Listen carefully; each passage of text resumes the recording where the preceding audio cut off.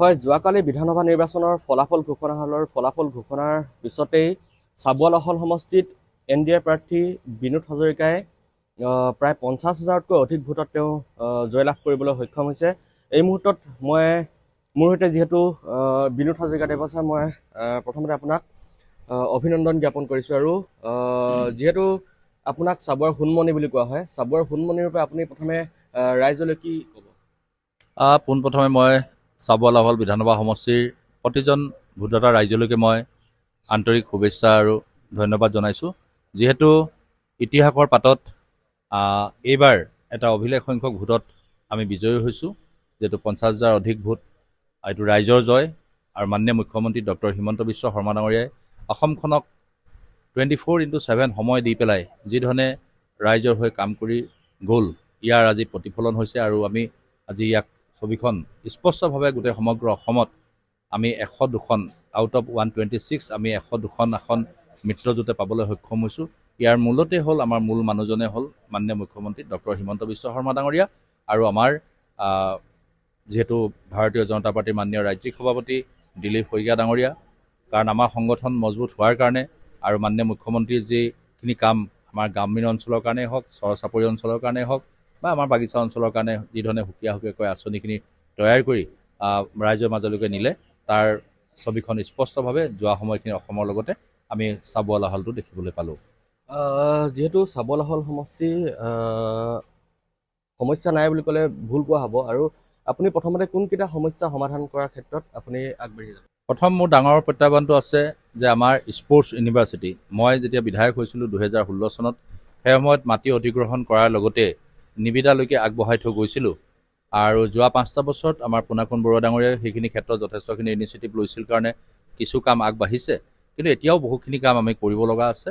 আৰু অহা সময়খিনিত অহা 5টা বছৰত যাতে স্পৰ্টছ ইউনিভাৰ্চিটিখন আমি সম্পূৰ্ণভাৱে কৰি তুলিব পাৰোঁ, তাৰ কাৰণে প্ৰতিটো সময়তে চোকা দৃষ্টি ৰাখিম।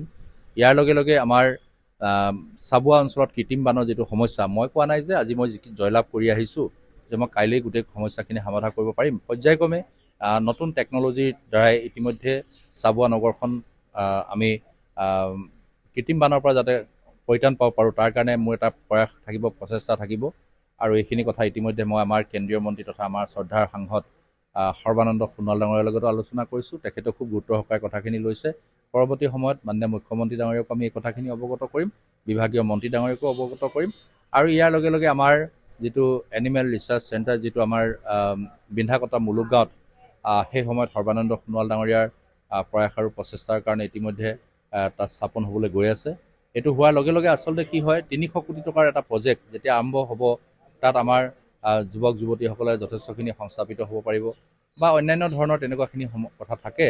তো এই কথা বতৰাবিলাক লৈ আমি আশা ৰাখিছোঁ যে আগন্তুক দিনত আমি সেই এনিমেল ৰিচাৰ্চ চেণ্টাৰটো যাতে সম্পূৰ্ণ পূৰ্ণাংগ ৰূপ দিব পাৰোঁ। বালিজান অঞ্চলত গৰাখহনীয়া কিছু আছে। যোৱা সময়খিনিত লাহোলত আছিল, লাহোলৰ প্ৰায় ব্ৰিডিঙে হওক, আমাৰ ব্ৰহ্মপুত্ৰই হওক, ইতিমধ্যে আমাৰ 100% কাম সম্পূৰ্ণ হৈছে। কিন্তু নতুন চাবুৱা সমষ্টিৰ লগত আমাৰ যি ডিলিমিটেশ্যনৰ পিছত চাবুৱা আৰু লাহোৱাল এটা হ'ল, ইয়াত বালিজান আৰু পুখুৰীজানৰ কিছু অংশ এতিয়াও গৰা খহি আছে। আৰু তাৰ কাৰণে প্ৰাৰম্ভিকভাৱে এতিয়া প্ৰথম পৰ্যায়ত মই যিদিনাখনে মই ইয়াতে প্ৰাৰ্থিত্ব পাইছিলোঁ আৰু সেইদিনাখনে মই চিন্তা কৰিছিলোঁ, আৰু ডাম্পিঙৰ কাৰণে ইতিমধ্যে জিঅ' বেগবিলাক অনা হৈছে। আৰু জিঅ' বেগবিলাক আনি পেলাই খুব সোনকালে ডাম্পিঙৰ যিটো ব্যৱস্থা থাকিব, সেই ডাম্পিঙৰ ব্যৱস্থাটোৰ কাৰণে আমি আগবঢ়াই দিম আৰু ভাবোঁ যে অহা সময়খিনিত সেইখিনিও আমি কাম সম্পূৰ্ণ কৰিব পাৰিম। যিহেতু আপুনি পোনপ্ৰথমতে জয়ী হৈছিল 2016 চনত, আৰু তাৰপিছত পুনৰবাৰ আপুনি লাহোৱাল সমষ্টিৰ বিধায়ক হৈ ৰাইজৰ মাজলৈ আহিছিল, আৰু পুনৰবাৰ এইবাৰ আপোনাক ৰাইজে জয়ী কৰাই পঠালে। আৰু এইবাৰ জয়ী কৰাৰ পিছতে আপুনি কিবা ভৱিষ্যত দিনত মন্ত্ৰিত্ব আশা কৰিব নেকি? মই 28 বছৰ হ'ল এইটো দলত এজন কাৰ্যকৰ্তা হিচাপে কাম কৰিলোঁ। দলে মোক বহুত দিলে।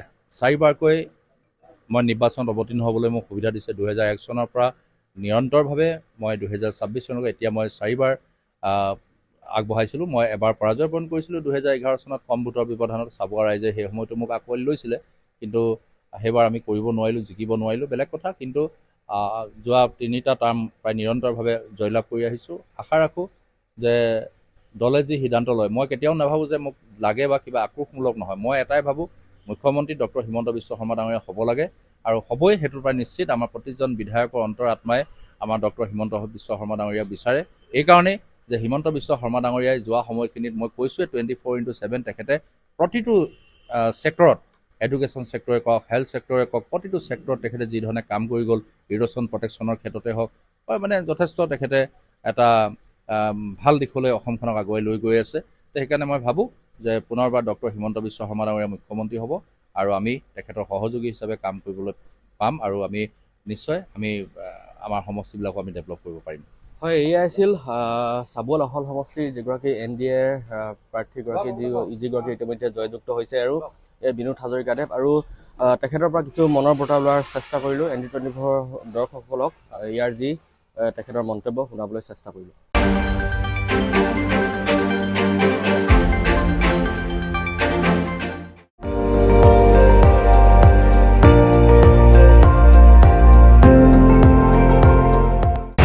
আপুনি চাই আছে ND24, সৰ্বশ্ৰেষ্ঠ নহয় সৰ্বোত্তমৰ দৌৰা।